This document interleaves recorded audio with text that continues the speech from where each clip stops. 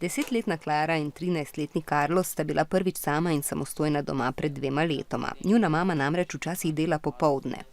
Takrat nama vedno piše plan, kakšen je čez dan. Glavni je Carlos, ker je starejši, pa ima tu večjo odgovornost. Pa si ga jaz vedno preberem, pa malo pogledam tudi na čas. Tak govorijo.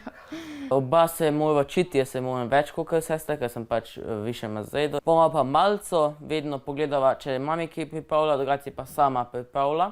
Mi nama je uznano načela štedilnik, če si rabiva pogledati kaj, kje prižgeva.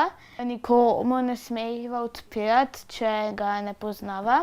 Pol daj tudi nadiva, ker mami sploh ne pričakuje in pol gotovi, a vidi, da sta že vse to zmožna in pol je vedno fajn tisti občutek, ja, to mi je uspelo. Vsak se kratkočasi po svoje, Carlos ima rad kocke Lego, Klara šiva. Skupaj igrata ročni nogomet ali pa opazujeta zajčico Bi. Kregava se. Večinoma pristopi on k meni, pa se pobotava.